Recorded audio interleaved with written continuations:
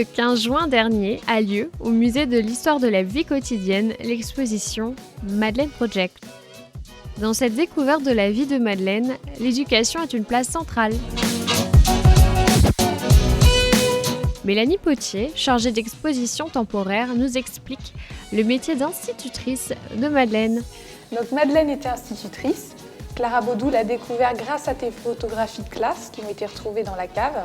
Pourquoi Madeleine était institutrice? Est-ce que c'est par vocation ou est-ce que c'est aussi parce que ça lui permettait finalement d'accéder à un certain statut social avec ce métier qui est finalement un métier plutôt valorisant pour les femmes au début du XXe siècle?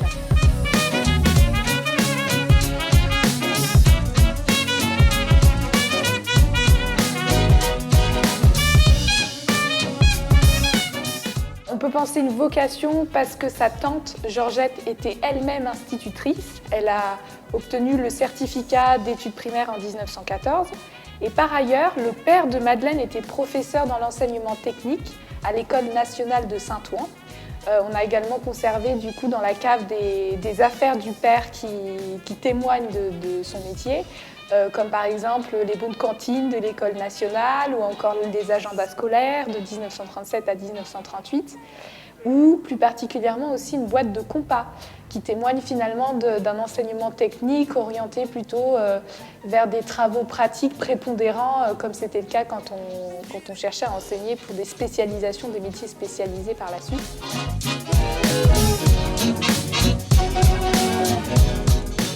De la cave aussi, on conserve bien sûr des objets emblématiques du métier d'instituteur, comme les cartables par exemple, même si difficile de savoir finalement s'il s'agit des cartables de Madeleine a priori, ou bien des cartables du coup de sa tante ou encore du père de Madeleine par exemple.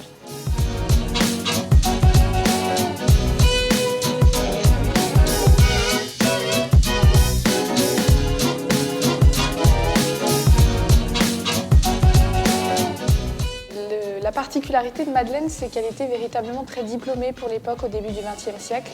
On a retrouvé au total 7 diplômes pour devenir institutrice. Ce n'était pas nécessairement le cas pour toutes les femmes qui travaillaient dans ce milieu-là. Et ça, c'est aussi intéressant de le signaler finalement par rapport au cursus de Madeleine.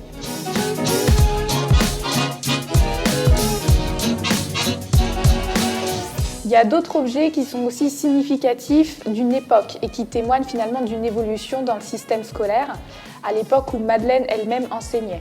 Il faut se rappeler qu'à la fin du XIXe siècle, on parle de pédagogie par l'aspect. On enseigne aux enfants à partir d'observations pour comprendre et apprendre, notamment en ce qui concerne les sciences naturelles, d'où la découverte de fossiles aussi qui ont été découverts dans la cave et qui du coup serait probablement lié à cet usage pour Madeleine.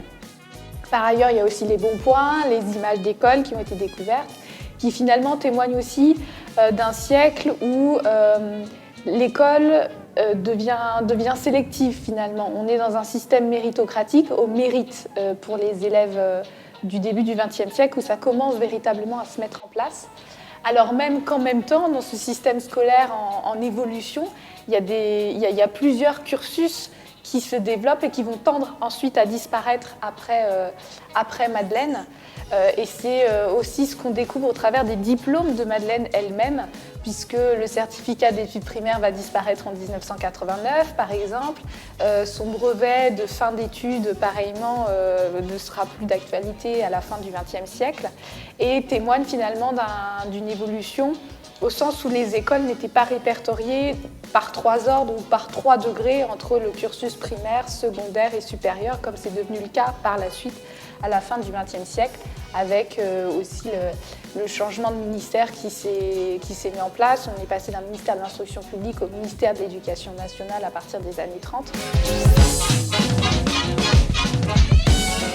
Madeleine évolue par rapport à ça dans ses méthodes d'enseignement. Et c'est aussi très clair dans la cave, que ce soit par exemple par rapport aux différents livres que nous on a pu retrouver des méthodes d'enseignement.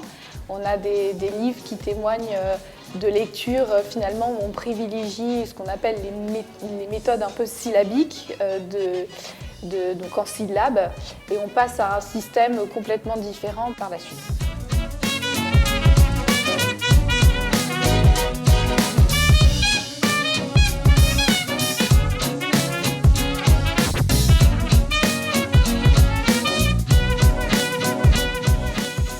Si vous souhaitez vous remémorer quelques doux souvenirs d'école primaire et faire la connaissance de Madeleine, l'exposition est ouverte jusqu'au 29 décembre 2019 au musée de l'histoire de la vie quotidienne à Saint-Martin-en-Campagne.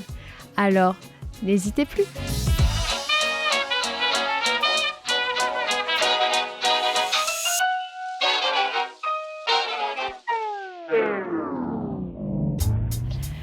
Madeleine, en tant qu'enseignante, la question qui s'est posée aussi, c'est de savoir si c'était une bonne enseignante. Le peu de choses qu'on a retrouvées dans la cave témoignent finalement de quelqu'un qui était apprécié par ses élèves, notamment grâce à une carte postale d'un de ses anciens élèves, Jean-Luc, qui dit qu'il aimait sa maîtresse, donc c'est relativement touchant, une carte postale qui date de 1957. On a aussi quelques témoignages par le biais de Clara Baudou qui ensuite, au-delà de la découverte des objets, a continué à enquêter aux archives et à l'extérieur et a découvert et a rencontré des anciens élèves de Madeleine qui eux-mêmes donc racontent finalement que Madeleine était appréciée par ses anciens élèves.